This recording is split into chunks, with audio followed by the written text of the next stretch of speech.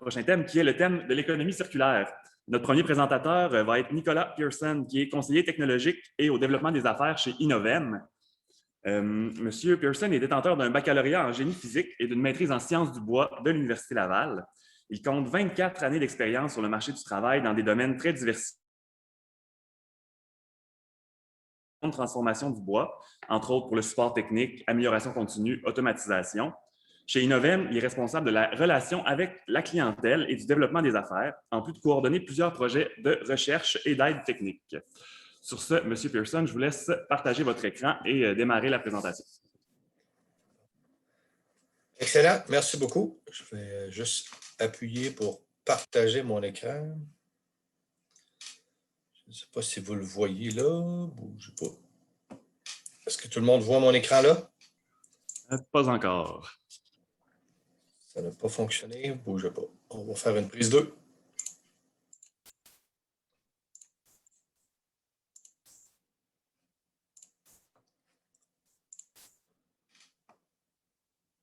OK, ça devrait fonctionner maintenant. Oui, c'est parfait. Donc, merci beaucoup de me donner l'opportunité de présenter rapidement qu'est-ce qui se passe en économie circulaire chez Innovem. Mon titre est frappe à la porte d'Innovem. Ça veut dire que ça fait pas plusieurs décennies qu'on joue là-dedans. C'est vraiment au courant des 2-3 dernières années là, que le phénomène est apparu chez Innovem. J'avais demandé à Christine si je devais faire une introduction à qu'est-ce qu'est l'économie circulaire. Puis à la dernière seconde, j'ai décidé de ne pas le faire, heureusement, parce que Véronique le fait en introduction avec une superbe définition complète. Ceci dit, je vais aller dans les détails un petit peu plus loin. Dans les derniers mois, dernières semaines, j'ai eu plusieurs discussions avec la gang de Québec circulaire. C'est vraiment génial qu'est-ce qu'ils font, qu'est-ce qu'ils ont comme information sur leur site Internet. Puis je vous partage ici une des choses qui m'a frappé, moi, la dernière discussion que j'ai eue avec eux. C'est qu'on sait que l'humanité consomme beaucoup plus de matière que ce qu'elle est capable de renouveler annuellement. On parle actuellement d'un taux de 1,6. On utiliserait l'équivalent de 1,6 planètes annuellement. Fait que le jour du dépassement arrive plus tôt d'une année à l'autre. Sauf en 2020, à cause de la COVID, là, ça a eu un petit impact, mais ça a eu un impact ça a reculé la date de 3 semaines. Fait que, contrairement à ce que les gens pensent, ça n'a pas eu tant d'impact que ça, mais ça en a eu une quand même. Mais si la tendance se maintient, on s'attend à ce que cette consommation-là double d'ici 2050, ce qui est carrément impensable. C'est insoutenable là, à long terme. C'est l'instinct. On s'en va vers l'extinction de la planète si on ne change pas nos façons de faire. À part parce que le chiffre, vous voyez ici, là, le 8,6% circulaire, c'est une moyenne au point de vue mondial. C'est une moyenne, là. Il y a probablement des secteurs qui sont plus performants que ça, dont celui du bois. J'aurais tendance à croire qu'il est beaucoup plus élevé que ça. Mais de manière générale, 8,6, c'est vraiment très faible et on a vraiment beaucoup de chemin à faire pour rendre l'utilisation de la matière et des produits 100% circulaires. Donc, également sur le site de Québec circulaire, je vous montre en introduction une diapo que je trouve vraiment très intéressante parce que c'est de notoriété relativement, je dirais, au niveau mondial, je dirais, les 12 stratégies sont normalement reconnues un peu partout dans quel pays vous allez. Et puis, dans le fond, si je les nomme rapidement, là, on va parler d'éco-conception, de consommation et approvisionnement responsable, d'optimisation des opérations. Ensuite, dans les points 2, qui est tout ce qui est optimisation, là, on va parler d'économie collaborative, de location court terme. entretien et réparation, dons, revente, reconditionnement, économie de fonctionnement, sujet de l'avenir. Ensuite, en 2.3, écologie industrielle, recyclage et compostage, valorisation. Pourquoi je vous introduis cette slide-là? C'est que dans le fond, je veux vous mettre un peu en perspective où Innovem est actif dans ces 12 stratégies-là. Depuis à peu près toujours, Innovem travaille sur l'optimisation des opérations là, en usine, où on travaille à améliorer le rendement matière. On travaille aussi au niveau des nestings pour améliorer l'optimisation de la découpe de panneaux. Aussi au niveau du contrôle de la qualité, au niveau des gaspillages. Ça, c'est vraiment un champ d'activité où Innovem est actif depuis déjà plusieurs années. Depuis les années 2008-2009 aussi, Innovem est très actif dans ce qui est finition et école à faible impact environnemental. Donc, ce qui toucherait le point 2 là, au niveau de la consommation et approvisionnement responsable. Ensuite, ben, comme vous pouvez voir, il y a un paquet de carrés rouges où non seulement Innovem n'est pas là, mais où beaucoup d'industries et beaucoup de centres de recherche ne sont pas là non plus, je dirais, sans vouloir dénigrer personne, mais c'est vraiment des choses qu'on a à mettre en place d'un point de vue société, je dirais. Là. Il y a vraiment beaucoup de travail à faire pour améliorer la circularité des produits. Ceci dit, la dernière stratégie, dans ces 12 stratégies-là, la dernière qui est venue frapper à la porte d'Innovem, c'est tout ce qui est valorisation des produits. Un peu comme un itinérant qui frappe à la porte. Là. Comme moi, c'est un petit peu comme ça, je le perçois. On ne l'a pas vu venir dans le sens où c'est les entreprises qui sont venues nous voir pour nous demander, pour nous proposer des projets à savoir est-ce qu'on peut récupérer nos résidus de RIP ou nos résidus de plaquage ou nos résidus de panneaux de particules. Comment on pourrait faire pour réutiliser ça plutôt que de les enfouir ou de simplement s'en servir comme combustible ou en fait faire en sorte de diminuer l'approvisionnement en rendement matière. Donc, ce que je vous présente aujourd'hui, c'est l'exemple du plaquage, parce que c'est le premier qu'on a travaillé et c'est celui qui est le plus avancé actuellement. Dans la transformation du plaquage, bon, je n'ai pas mis les slides où on présente la fabrication du plaquage lui-même, mais vous voyez ici en haut, c'est des espèces c'est un petit peu l'équivalent de...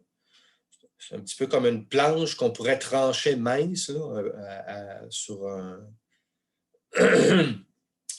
bon, je cherche le terme, mais dans le fond, à partir d'une planche ou d'un bio, on va trancher plusieurs feuilles minces. Et puis, ces feuilles minces-là doivent être redimensionnées pour pouvoir fabriquer des produits. Puis, dans le redimensionnement, ben, il y a beaucoup de pertes qu'on appelle des coupons. Hein. C'est qui se trouvent avoir la largeur de planche, mais ont une certaine longueur. Souvent, c'est du bois de très belle qualité. Et puis, la perte principale, ce sont vraiment les lisières telles que vous voyez là, dans le but de recouvrir un panneau de 4 par 8 ou une porte de 30 pouces par 7 pieds de haut, par exemple. Alors, il faut que les coupons soient taillés de dimensions précises pour que ça arrive précisément avec la largeur de la porte ou du panneau. Donc, ça crée un paquet de lisières comme ça. Mais les gens qui n'arrivent pas à s'en départir, ben, malheureusement, doivent envoyer ça au site d'enfouissement. C'est ce que vous voyez, la photo en bas, ça fait mal aux yeux de voir ce genre de choses-là. Donc, en termes de revalorisation des lisières de plaquage, la fabrication de tubes, de la même façon qu'on fabrique des tubes de carton pour les rouleaux de papier de toilette, ou ainsi de suite. Là. Donc, on a trouvé un procédé pour enrouler les plaquages, pour leur donner la souplesse qu'ils avaient besoin pour pouvoir les enrouler. Donc, puis ça donne des produits qui peuvent être très esthétiques et aussi très performants mécaniquement. Rapport résistance-poids, qui est vraiment très intéressant. Et puis, on a aussi eu l'idée d'essayer de fabriquer des panneaux alvéolés avec les lisières. De la même façon que les cœurs de carton là, utilisés dans les portes. On colle les bandes exactement de la même façon et on étire l'accordéon pour couvrir la largeur d'un panneau et fermer dans un sandwich. Ça donne un panneau alvéolé, un panneau léger qui est très performant mécaniquement. Au niveau des coupons, vous voyez en haut, là, le premier truc qu'on a développé, ça a été les pickguards de guitare, là, vraiment le produit qui sert à protéger là, la guitare là, des coups de pic pour protéger contre les égratignures. Dans le fond, c'est 5 plis qu'on colle ensemble et là, dans les résidus de plaquage, on a accès à toutes sortes d'essences, à toutes sortes de couleurs, à toutes sortes de grains. Alors, ça peut donner des produits des beaux produits à valeur ajoutée. Bon, l'idée des tubes est aussi applicable au niveau des coupons, comme vous pouvez le voir sur les produits-là. Là, on n'est pas dans une lisière enroulée hélicoïdalement. On est vraiment dans un coupon qui est enroulé parallèle, un peu comme on le ferait avec une feuille de papier. Et puis, on a poussé le concept plus loin un peu aussi. On a fabriqué un lutrin pour le cégep de Victoriaville. Vous voyez le produit ici à côté. En réalité, les panneaux courbes sont fabriqués à partir de nos panneaux alvéolés que je viens de vous montrer, qu'on a développé la façon de leur donner, de les former pour leur donner les formes courbes. Et puis, tout ce qui est plaquage de recouvrement par-dessus, en fait, c'est tiré de lisières et de coupons là, qu'on a assemblés en marqueterie sur la surface. Ceci dit, dans le bac de déchets, où on retrouve des coupons et des lisières, oui, on a fabriqué les produits que je viens de vous présenter, mais à toute fin utile, il reste toujours, on n'arrive pas à utiliser 100% de ce qui se retrouve dans les bacs de déchets. Donc là, notre prochain projet qu'on a sur la planche de travail, c'est qu'on veut trouver une façon de valoriser le reste des résidus, l'ensemble des résidus, en fait, pour prendre le traiter tout d'un paquet. Puis l'idée ici est de tailler les encoller sous forme de panneaux. Panneaux qui pourront être des panneaux à plat ou des panneaux avec des formes, même des formes complexes. Hein. On n'a pratiquement pas de limite à quelle forme on pourrait donner à ces produits-là. Bon, projet sur lequel on est en attente d'une demande de financement. C'est notre projet, le prochain projet qu'on a sur la planche de travail, c'est ça.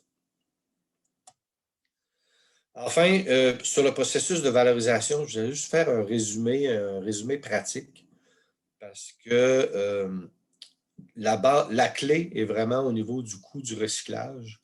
Malheureusement, la matière recyclée, étant donné la difficulté de traitement et les transports de cette matière-là, les coûts de transport de cette matière-là pour les amener à un endroit particulier là, pour fabriquer un produit avec, malheureusement, ça fait augmenter le coût du recyclage et ça fait en sorte que ce produit recyclé-là est plus dispendieux que la matière vierge, malheureusement. Ce qui fait que la seule façon de le valoriser, c'est d'identifier des produits à haute valeur ajoutée, parce que dans les produits traditionnels, on n'y arrivera pas. Le coût de la matière recyclée est trop dispendieuse, malheureusement. Et puis, ça prend quand même une bonne dose d'ingéniosité pour mettre à point des procédés de fabrication. C'est vraiment les trois clés de base sur lesquelles il faut miser si on veut avoir du succès à revaloriser un produit je dis un produit, mais peu importe quel rebut, c'est toujours le même principe. C'est ces 3 éléments-là qui vont toujours être la clé du succès. Alors voilà, je ne sais pas si j'ai atteint mon 10 minutes ou dépassé, mais enfin, ma présentation se terminée là. Merci beaucoup, Nicolas. C'était parfait dans le temps. Je vais vous inviter à enlever votre partage d'écran. Et petit mot, on m'a informé là, que les gens ne pouvaient pas lever la main. Donc là, on ne sait pas exactement c'est quoi le problème. Mais si vous avez une question et que vous voulez la poser, bien, soit écrivez un petit mot dans le chat ou faites tout simplement ouvrir votre micro puis prenez la parole. Là. On est posé à M. Pearson. Vous pouvez prendre la parole ou nous l'indiquer dans le chat, là, puis on va pouvoir la poser. Ben, je vais commencer, en fait, parce que j'en aurais une pour vous. Je me demandais si vous avez vraiment là, plusieurs exemples intéressants et super innovants d'utilisation, entre autres pour les plaquages.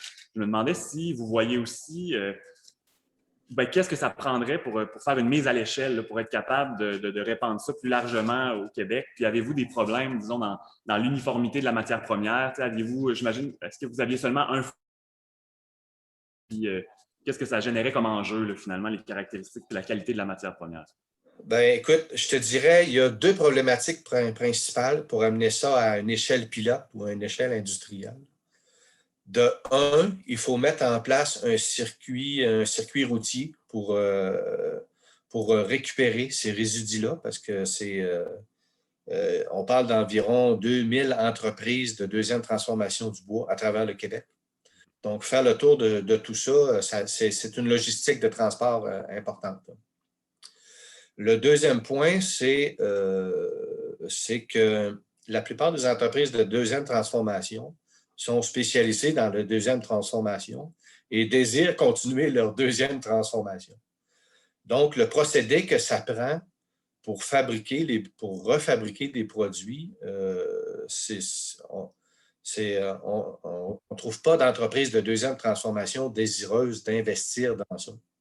Donc, il faut trouver un preneur qui est une tierce partie qui, lui, serait intéressé à investir dans le tout et revendre le produit par la suite. Donc, le porteur de ballon là, pour l'investissement, c'est malheureusement pas la deuxième transformation qui va le faire. Donc, il nous faut trouver quelqu'un de l'externe pour faire ça. Merci beaucoup. Je pense qu'on avait Bruno Chabot qui désirait poser une question. Est-ce possible? Tu avais vu ma main? OK, parce que moi, je ne la voyais pas sur. Mais finalement, ma question est plus au niveau. Supposons que tout est en place pour récolter avec le système de collecte là, que vous avez parlé.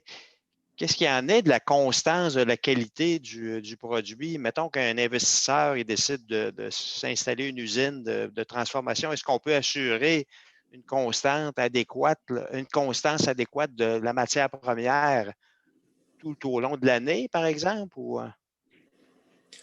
Tout au long de l'année, j'aurais tendance à dire que oui, que l'approvisionnement est relativement stable parce que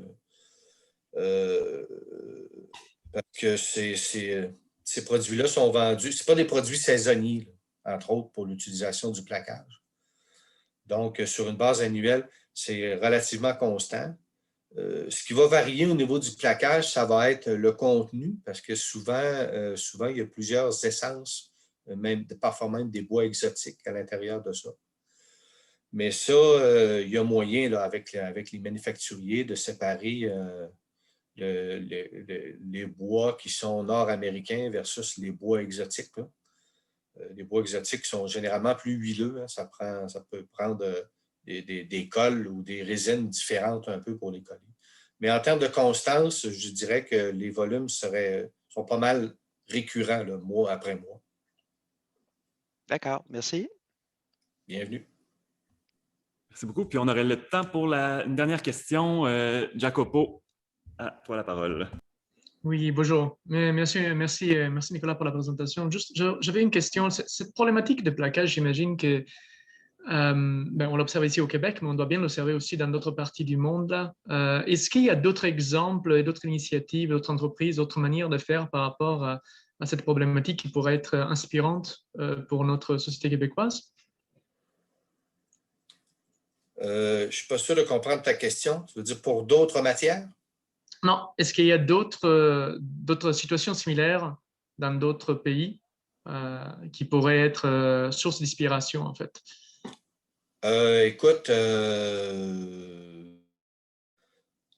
je suis pas capable de te dire non. On n'a pas fait de veille technologique là, sur le sujet. Ce qui est quand même étrange parce que plus souvent qu'autrement, on essaie de faire la veille avant d'investir dans les projets. Mais là, c'est vraiment les entreprises qui sont venues cogner à notre porte et chercher de l'aide. Et on a travaillé sur les solutions qu'on a trouvées. Là, mais en termes de plaquage, personnellement, j'en ai pas vu. J'en ai vu, entre autres, sur la planure. Ça, j'en ai déjà vu un peu. Là. Mais en termes de plaquage, non, j'en ai pas vu de ça. Merci. Bienvenue.